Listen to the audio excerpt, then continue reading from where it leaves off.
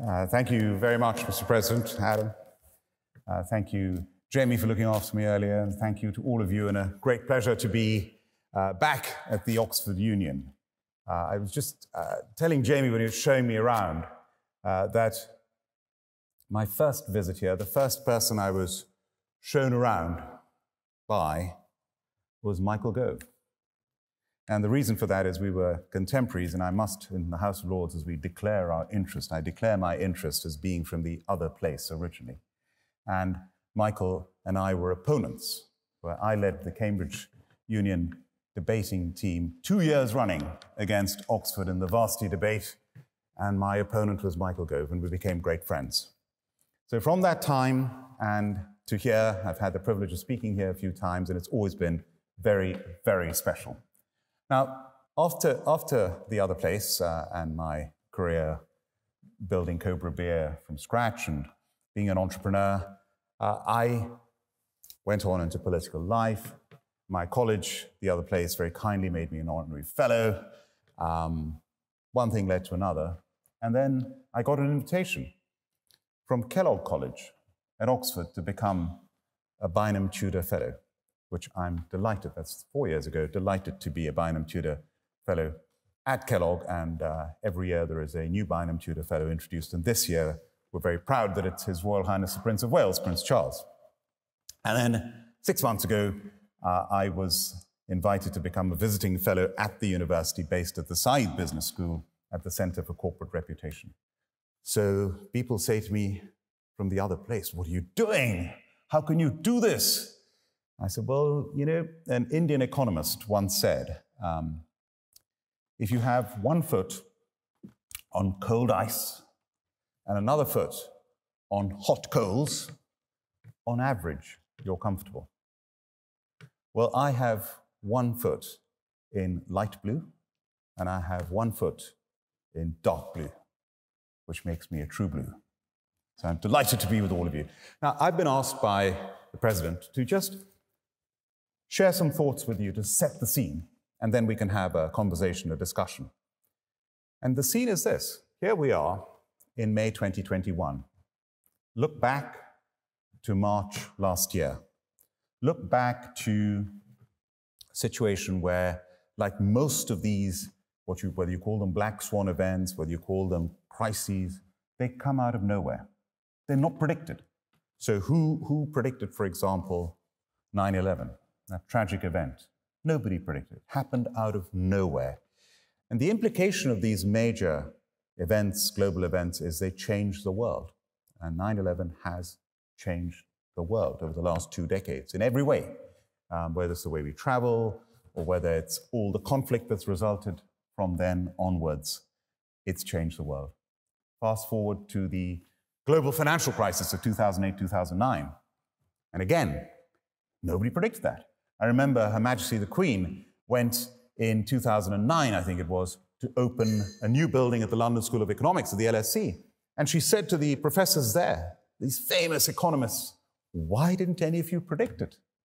How many people actually predicted the global financial crisis? It's less than a handful of economists in the whole world. And that changed the world. That credit crunch, the subprime crisis, credit crunch, financial crisis, great recession, Eurozone crisis, austerity for 10 years. Unemployment in this country went to almost 10%. A decade of austerity, decade of low growth. So these global events, long-lasting implications. And here we are with COVID-19. Nobody knew in March last year. We now are going back and saying, oh, well, you know, who knew first? And did it leak from the laboratory or was it from the wet market? And we're looking back on all of it, but it hit us out of the blue. And what it's become is a health crisis, an economic crisis, a demand shock, a supply shock, with the domino effects reverberating within countries and throughout the world. We as a country, the UK, have done pretty well. And in just a few weeks ago, in my role as president of the Confederation of British Industry, the CBI, I hosted the B7, and the B7 is the meeting of the business communities, the organization like the CBI, preeminent business organizations around the world, meeting in advance of the G7, which is, of course, in June next month. And at the B7, we also had South Korea, South Africa, Australia, India, and I always say this, we may have left the European Union, but Britain will never, ever leave Europe. And the CBI continue to be members of Business Europe, which is the organization of the preeminent business organizations in Europe and beyond. So Business Europe were at the table. And the messages that came out of the B7 were very clear. We had Dr. Ngozi, the new Director General of the WTO, the World Trade Organization. What an impressive person.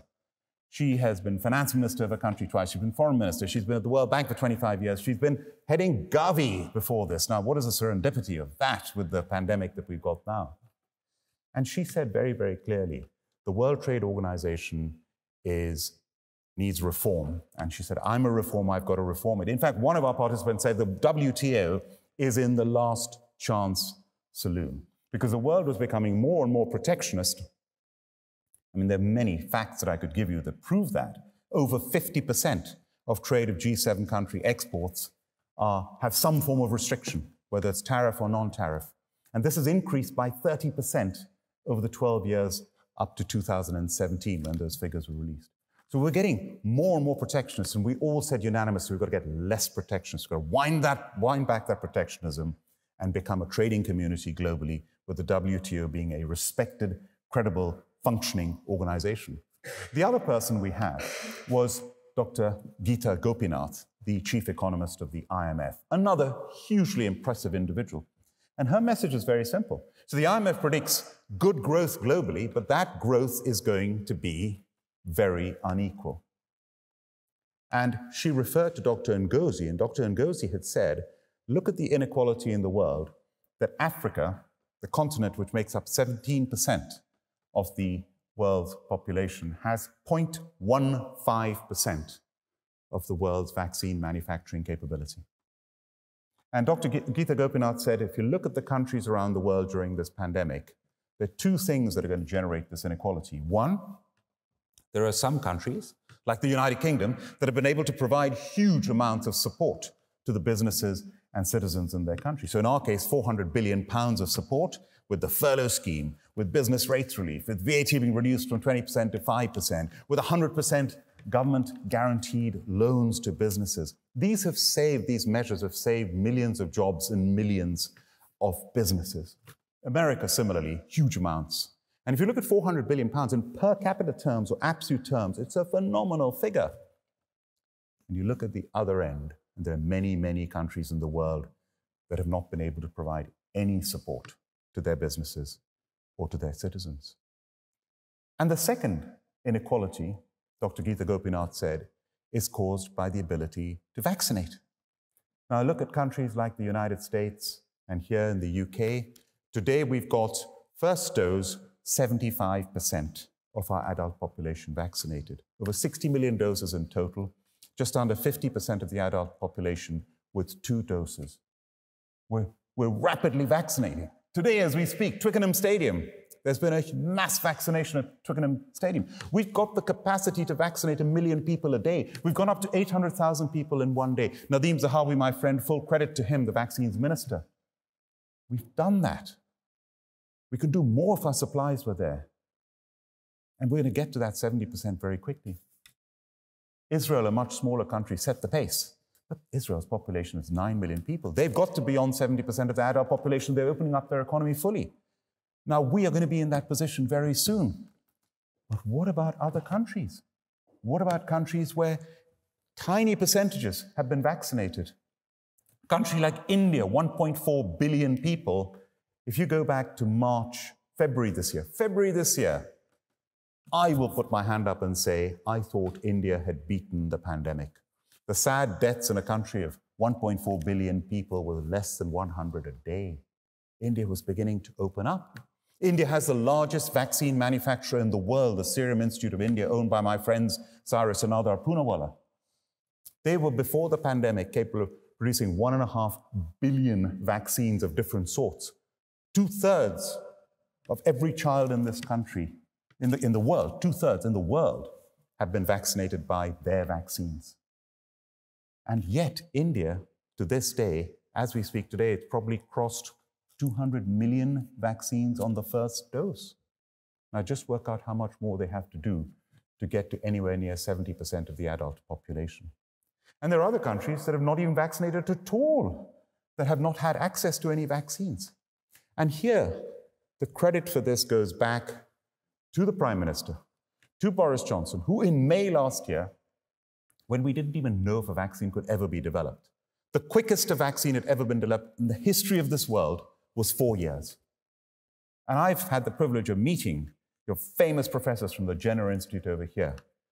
What an amazing role they played. And Boris Johnson said, we need a private sector individual to come in. And one thing I've learned in this pandemic, the government on its own cannot do it. It's a government working together with the private sector, working together with universities. It's that collaboration that delivers results. And the government said, let's bring in a private sector individual, Kate Bingham, get her in, who's from the biotech industry, free sheet of paper, funding, go out there, identify, back vaccines, order vaccines, pre-order vaccines, on the risk that they will take place at some stage. Who would have thought that in May, when she was appointed, the first vaccine would be on V-Day, the 8th of December, inoculated on the 8th of December. 7 months. Absolutely incredible. Now look at the risk that she took. She identified 6 vaccines. 2 of them came through around that time, Pfizer-BioNTech and Oxford-AstraZeneca. Soon after that, Moderna was also approved, and now we've had the great news that Johnson & Johnson-Janssen vaccine has been approved, and there are 2 more down the line as well, and we've got 400 million doses for a population of 66 million people. Wow. I mean, that is amazing, and it shows the power of science in this country. It shows the power of our business community. By the way, AstraZeneca was chosen. You speak to Professor Sir John Bell, the Regis Professor of Medicine at this university, who's had a great role to play in all this. He chose AstraZeneca. AstraZeneca, a British-Swedish company. Where are they headquartered? At Cambridge. So this is Britain at its best. And we've done that. So I believe looking ahead, where we as a country are concerned, we've got the vaccine program, combine that with testing. You know this whole thing about care homes. I was on Question Time in April last year, and I remember it had just broken the news when I went on Question Time that patients were being sent back from hospitals to care homes without being tested. When I got COVID in the middle of March last year, I phoned up the House of Lords hotline.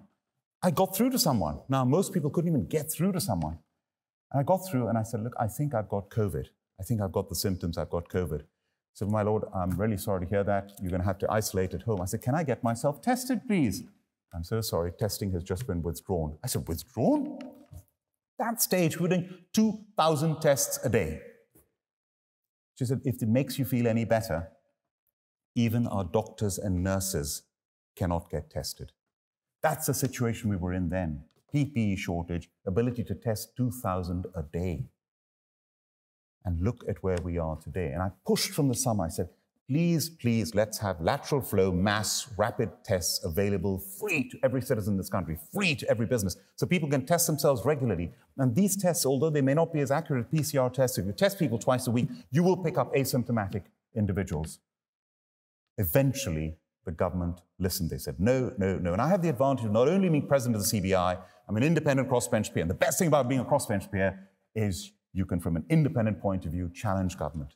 And I challenged, and I challenged, and I didn't give up. And in November, if you look up Hansard, the health minister in the House of Lords, finally said, Lord Bilimoria, you have won this argument. You have inspired us. And mass testing was rolled out from November, rolled out to the extent that first businesses had access to mass testing free of charge.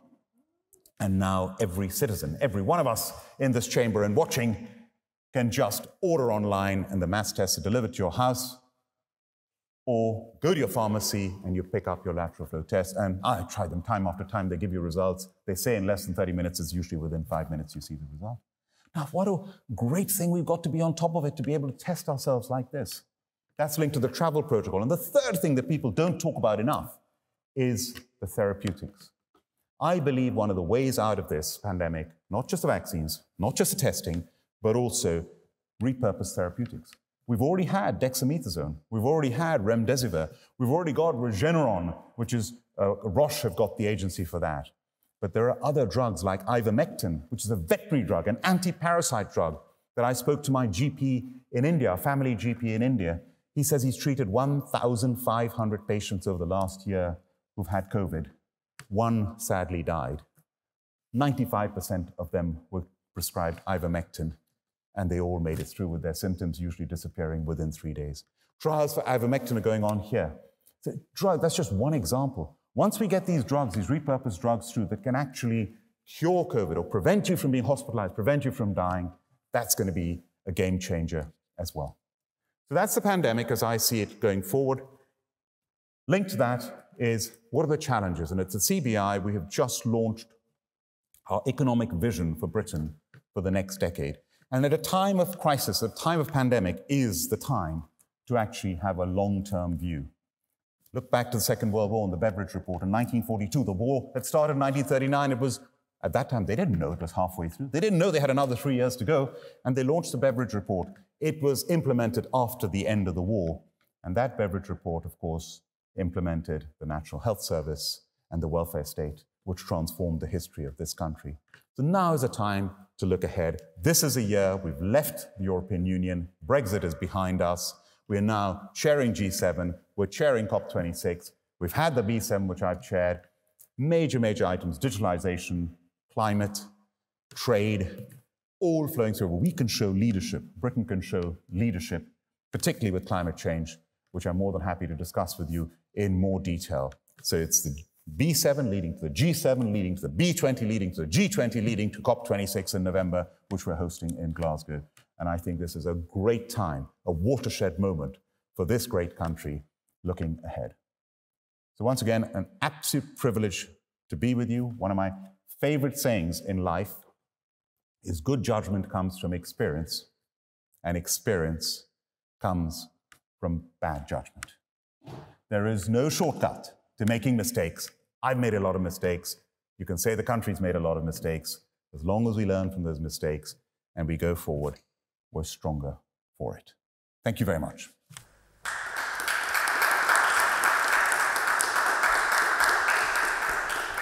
Thank you so much, Lord Villamora, for a very, very insightful, invigorating and energizing address. Thank you. Thank you. So, like I said, we'll move on to some questions from me, and then we can go into some audience questions as well. As a first question, let's start off by talking about your background, Thank you. Before sort of going up to Cambridge, you went to one of India's best schools, and whilst at Cambridge, you were in the Blues polo team and vice president of the Cambridge Union. How do you think such a background has shaped your career, ambitions, and drive on the whole?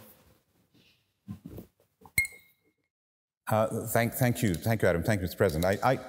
I'm very lucky that I was born and brought up in India in a military family. My father was in the Indian Army, and he was commissioned to the Gurkhas. So I was brought up with these bravest troops in the world. 2 of them were Victoria Cross winners from the Second World War.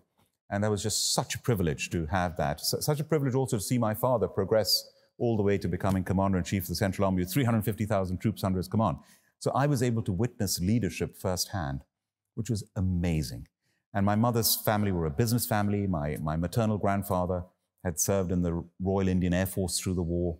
And I also had an influence of education in the UK. So both my grandfathers were educated. My grandfather, one was at Sandhurst, the other one was at Birmingham University and then joined the Royal Indian Air Force. My mother went to university in this country.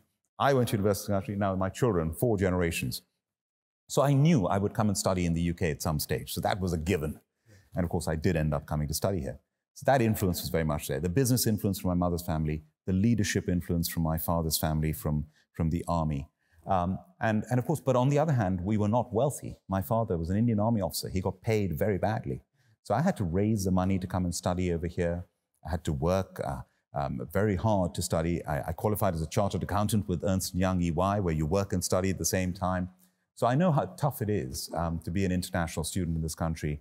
And that's why I now am proud to be head of UKISA, heading the international students. I head the all-party parliamentary group of international students, and I'm passionate about international students being one of our strongest elements of soft power You know, there are more world leaders educated at British universities than any other country except for America.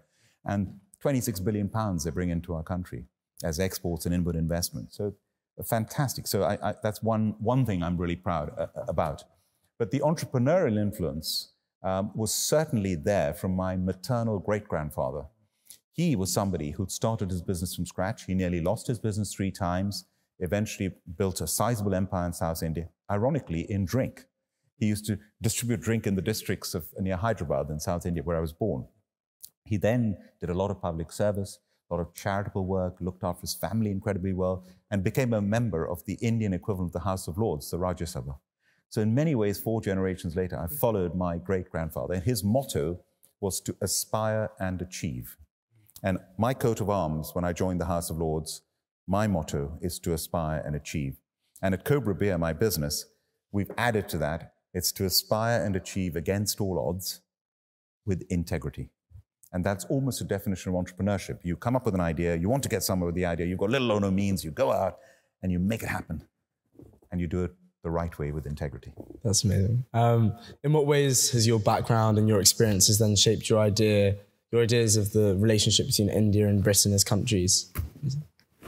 From the time I left India and to come and study here at 19, I knew that I would never wanted to leave India permanently. And to that extent, I feel equally at home in this country as I do in India.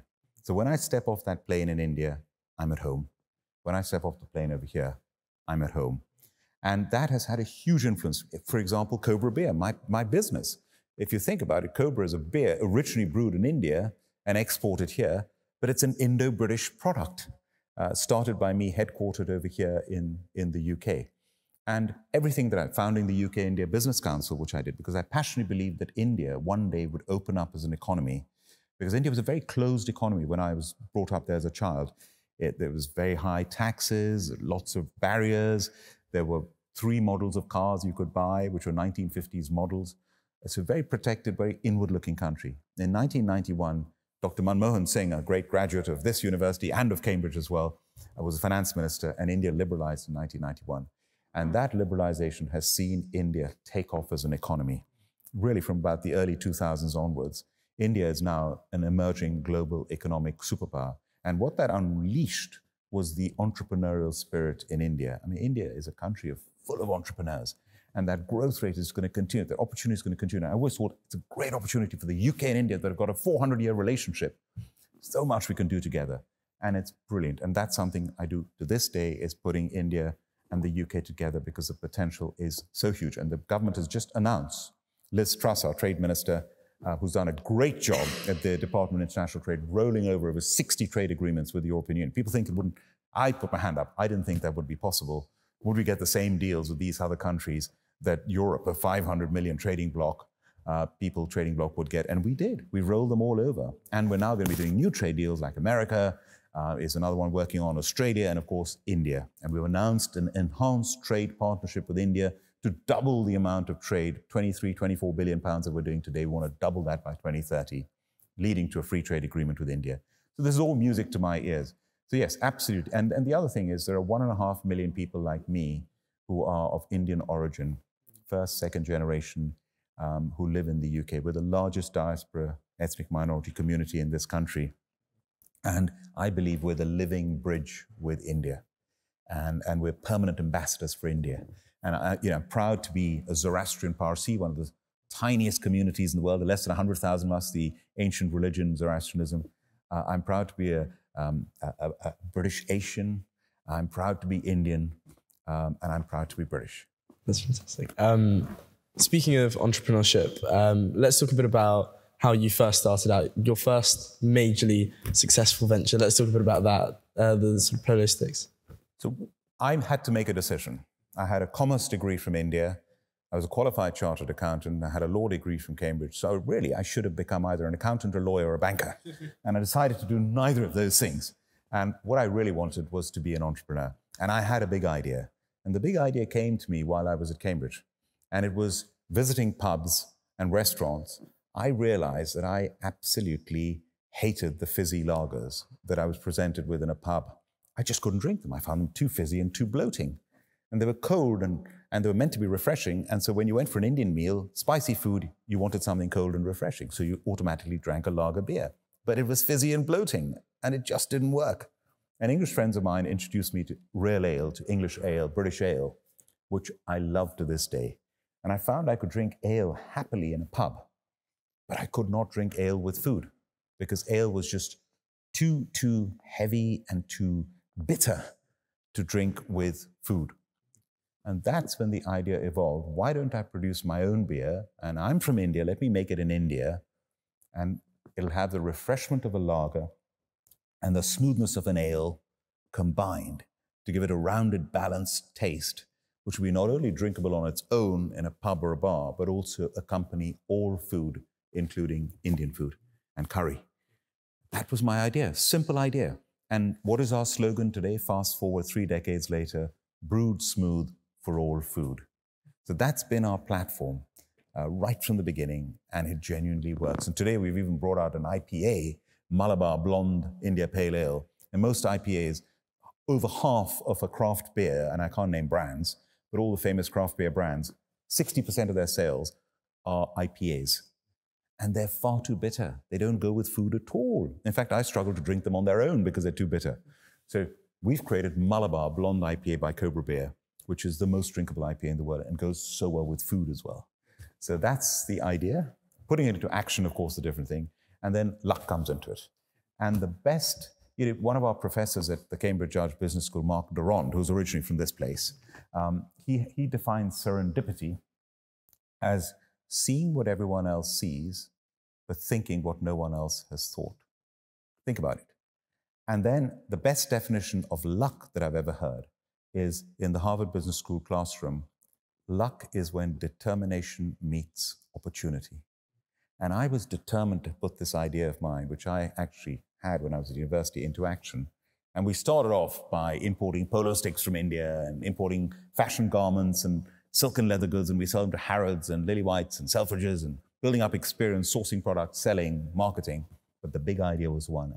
And when the opportunity came up, we spotted it and we got an introduction, the biggest independent brewer in India, the best brewmaster in India. And I flew out to India with a sample bag. In those days, you could carry liquid in your hand luggage of 30 carefully selected bottles of beer. And I sat down in the laboratory with Dr. Karyappa, tasting those beers and trying to convey this taste to him through all these different beers. This is what I like, this is what I don't like.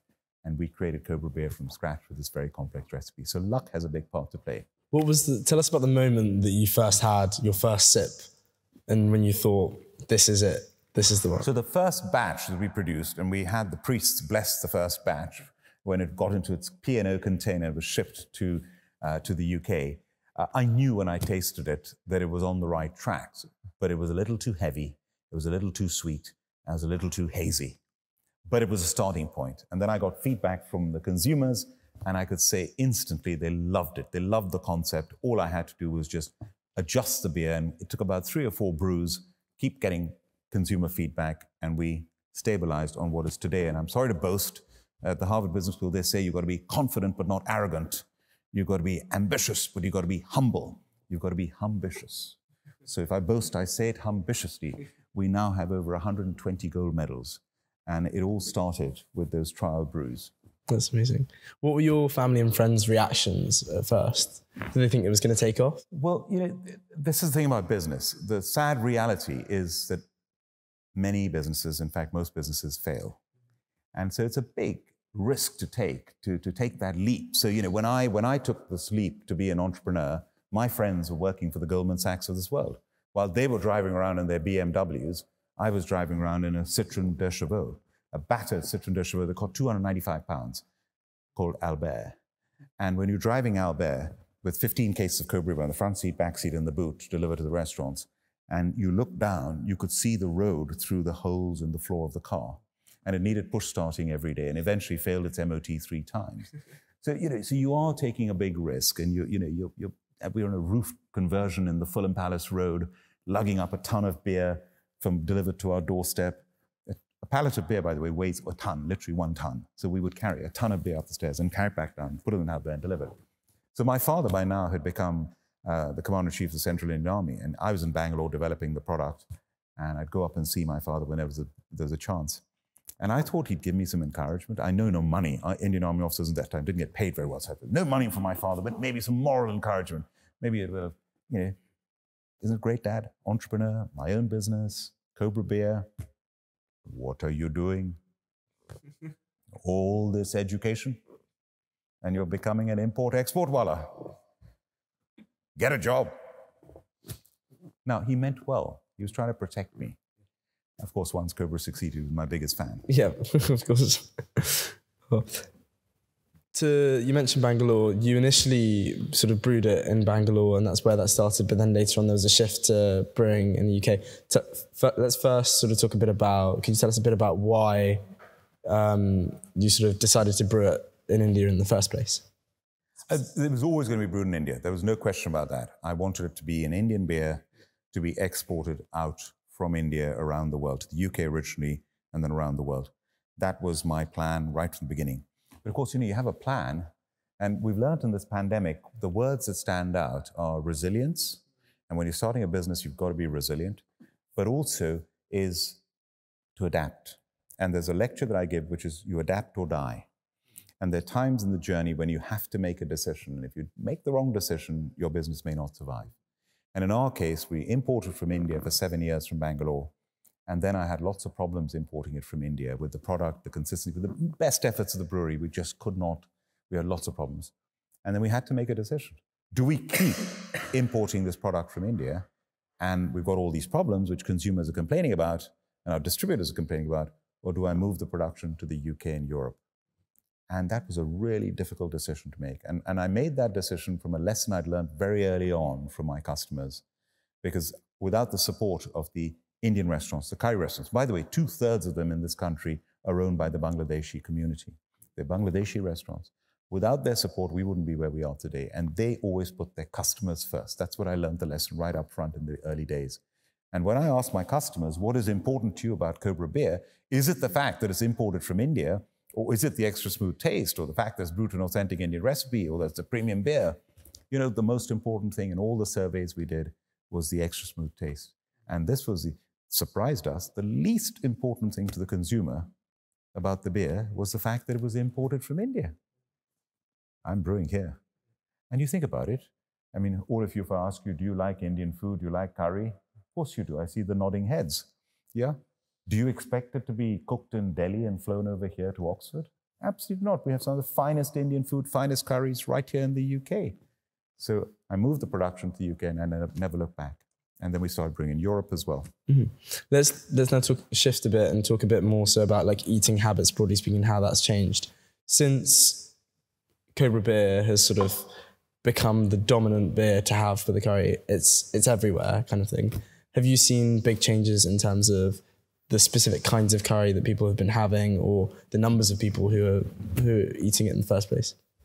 And do you have a favorite curry as well? Oh, yeah. I mean, there's no question about it. If you go back to the early 80s, this country has transformed. The early 80s, this country was the sick man of Europe. That's what it was called. It was a country going nowhere. It had this big empire, the biggest empire of the modern world. Please note I said modern world, because the biggest empire of the ancient world was the Persian Empire, my ancestors. So Cyrus the Great and Cyrus the Cylinder at 539 BC, the first document of human rights. So the empire was no longer there, country was going nowhere, and we've had a transformation in this country since I came here as a student in the early 80s. And that transformation is in many different facets of it. One is we've become much more multicultural as a country. There was a glass ceiling. My family and friends told me when I came from India, they said, if you decide to work after your studies and stay on in the UK, you will never get to the top because you'll never be allowed to get to the top, because as a foreigner, as an ethnic minority, there will be a glass ceiling. And I'm ashamed to say in the 1980s, they were absolutely right. Today, I think they'd be absolutely wrong, because today I've seen in front of my eyes that glass ceiling being shattered. I mean, I remember when I was at Cambridge in the 1980s, the first 4 ethnic minority members of parliament were elected. The Paul Boateng, Keith Bars, Diane Abbott, Bernie Grant. And there was one member in the House of Lords of Indian origin who was with my mother at Birmingham University. So there are 5 ethnic minority parliamentarians in 1987. 25 years later, we took a picture on the steps of Westminster Hall. I've been in the House of Lords for 15 years now. So 2012, we took a picture and there were 69 of us. After the 2019 elections, when Boris Johnson won his 80-seat majority, we took another picture on the steps of Westminster Hall with all the ethnic minority members of the House of Lords and House of Commons, including Rishi Sunak and all the others. There were over 100 of us. So just think, from 1987, 5, we're now over 100. But even 100 as a proportion of both houses is less than half the 15% in the national population. So we've got a way to go. So we've still got a lot of progress to make, but we've come a long way. And I really believe that that ability of this country to be an aspirational country where anyone can get anywhere, regardless of race, religion, or background, is really important. At the CBI, I've just launched an initiative called Change the Race Ratio to champion ethnic minority participation across business. And it's fantastic. We've already got over 100 of the leading companies in Britain have signed up to it. From Microsoft to Aviva to Deloitte, they're all supporting us. That's one thing that's changed. The other thing that's changed is entrepreneurism. We are now a country, entrepreneurship was looked down upon in the 1980s. It was like second-hand car salesman, Del Boy. Now entrepreneurship is celebrated. We're one of the most entrepreneurial countries in the world. London is one of the most entrepreneurial cities in the world. And that's changed as well.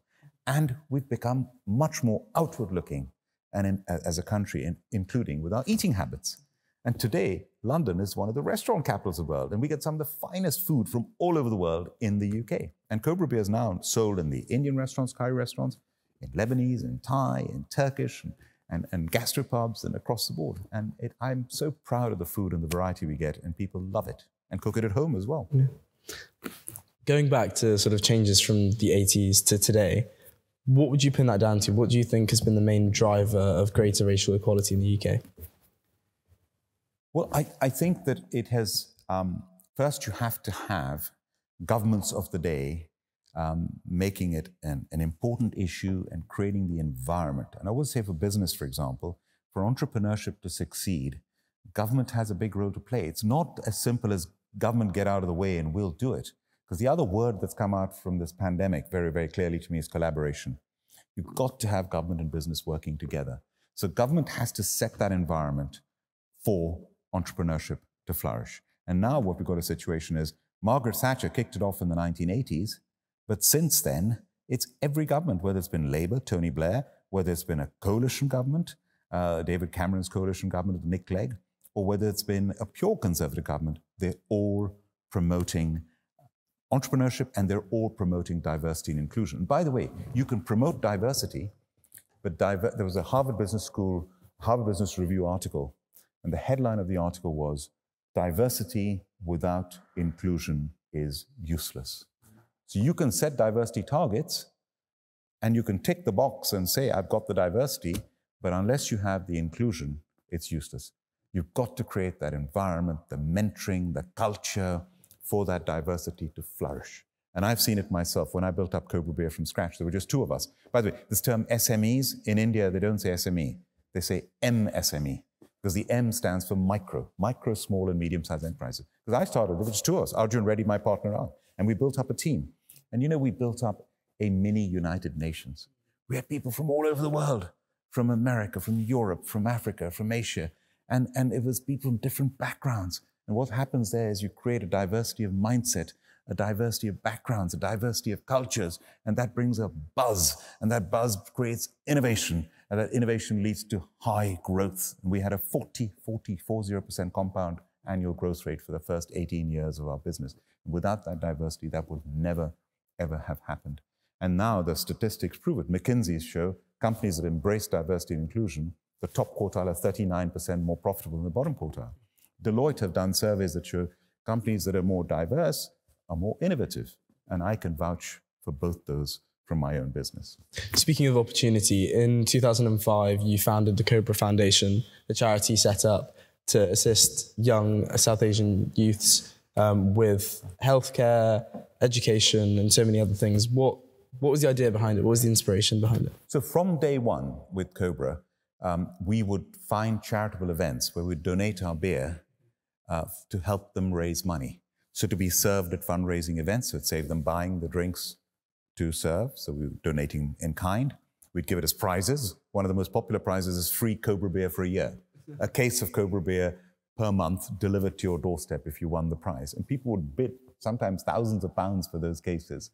So that was one way we did it. And then we said, well, come on, we've got to start our own foundation, because from time to time, sadly, crises in South Asia, whether it's earthquakes or floods or cyclones, and we would help to raise money. Let's set up our own Cobra Foundation. And we've had that. You look and see how many companies have their own foundations. Very few. And I think it's so important. And there's a cliched saying, but it's real. It's not just good enough to be the best in the world. You've got to be the best for the world. And it's not just what you do, but how you do it. And I'm so proud of everything we've done. Even during this pandemic, last year in May, we got together with Prince Charles's charity, the British Asian Trust, and we had the big curry night in. And they approached us and said, can you help us, Cobra? I said, we'll help you. We're not going to have one curry night in, we're going to have 10 curry nights in. And we got all our hundreds of restaurants to participate, and we raised tens of thousands of pounds in awareness, raising money for COVID victims in South Asia. During this crisis, the sad crisis now in India, where in India now, the last few months, we've all seen, the whole world has seen the awful and tragic COVID crisis that they're experiencing. The CBI has got behind the Cobra Foundation as well. And we've, with the British Asian Trust, raising money. And it's inspirational how much companies have given, what they've done. I'll give you an example. Moto service stations. You all know the Moto service stations along our motorways. I had a meeting with my CBI, one of our meetings, and the chief executive was attending the meeting. And he said, oh, this is really awful. I said, do you raise money? He said, we raise money for charities every day at our service stations. I said, how quickly can you switch that to raising money for oxygen concentrators in India through the British Asian Trust? He said, I can do it next weekend. And within days, they'd raised £25,000. British Oxygen, 5,000 cylinders sent out. Rentokil, initial, $2.5 million worth of support. Pfizer, $70 million worth of support sent out. So it's amazing what business can do. And I think business needs to be a force for good.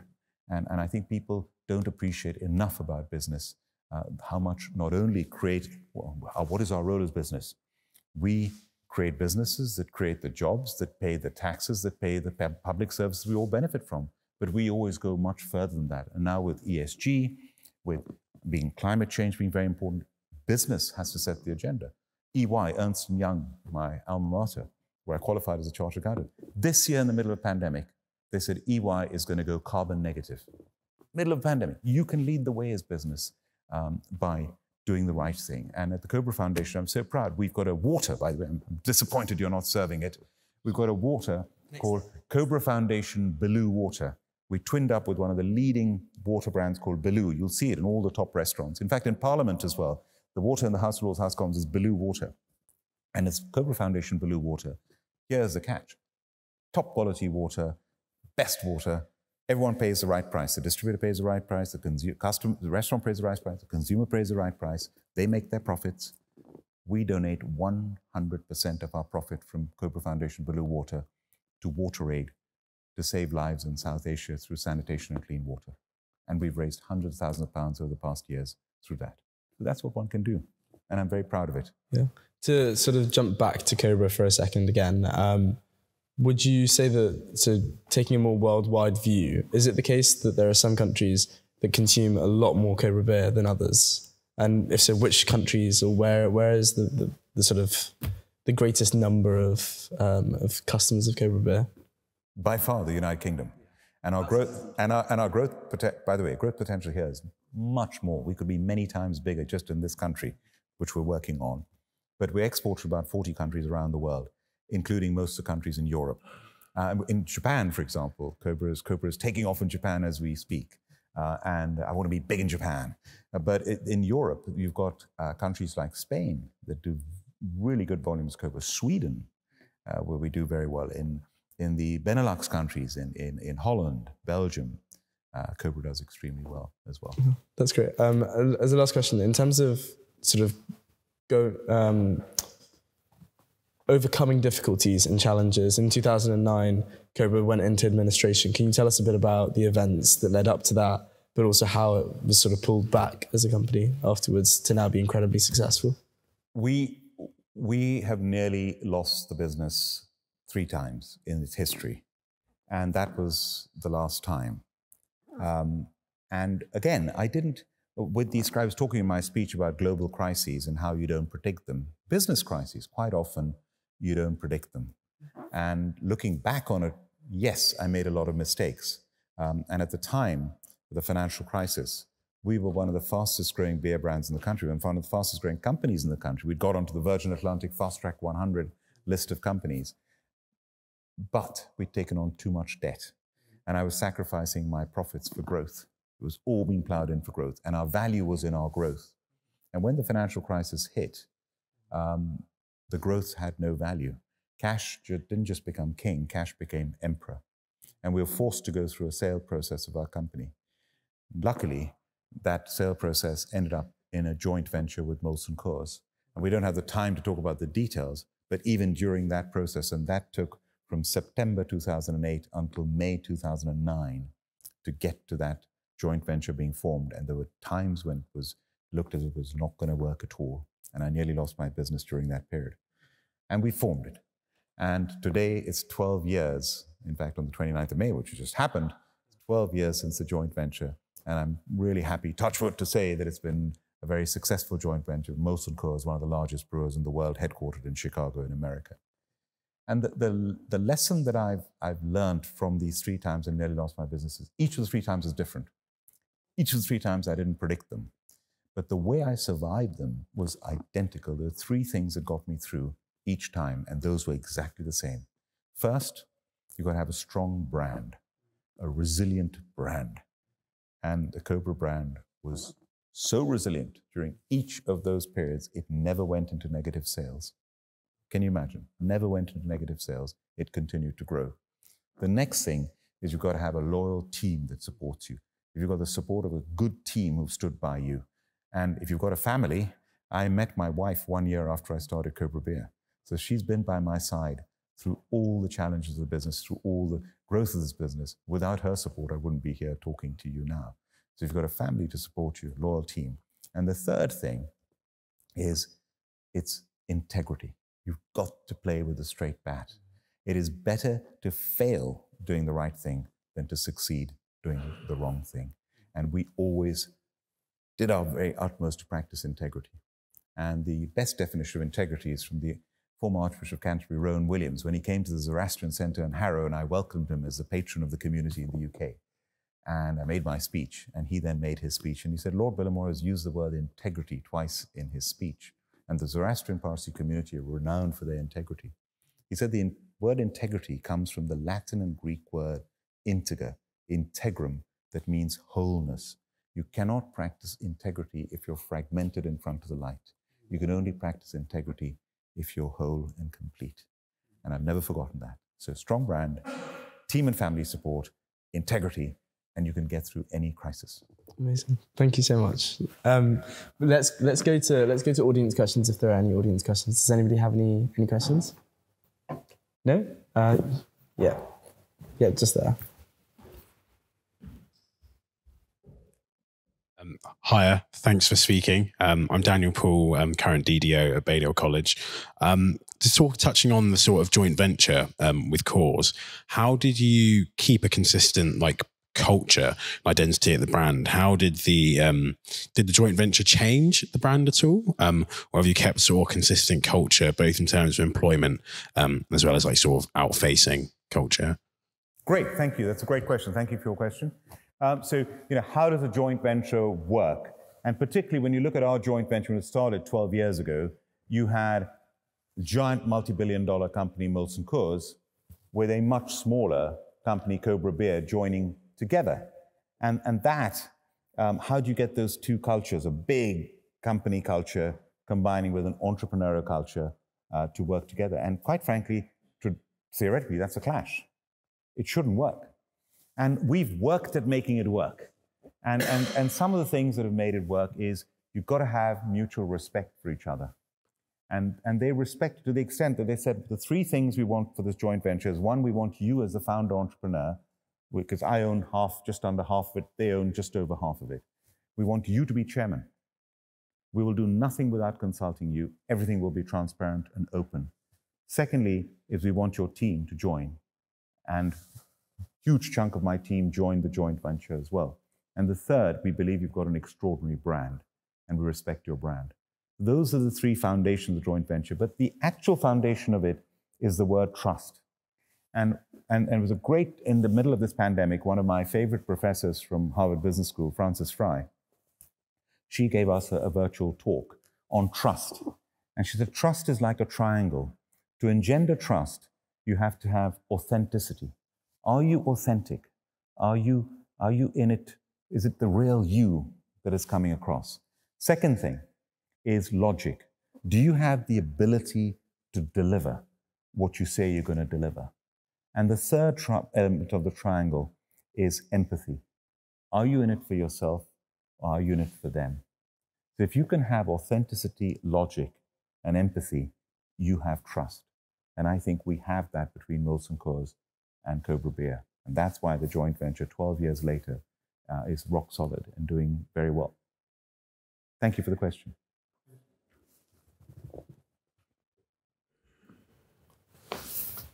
I think we should probably wrap up. Actually, one last question, and then we'll end there. You mentioned really briefly at the beginning sort of the influence of having a military background in the family. Do you think that there's any sort of overlap between military strategy and business strategy? Do you think there's sort of that might have inspired you in some way? Thank you very much. In fact, I'm very privileged that every year I lecture at Sandhurst to the cadets at Sandhurst who become officers. And I also, at the other extreme, lecture at the Royal College of Defence Studies, which is brigadier level. Brigadiers, air commodores, commodores who are about to become generals, about to become air marshals and admirals. And so I see it at both ends of the spectrum. And, you know, I'm a huge, huge believer in leadership and the strength of leadership in the armed forces.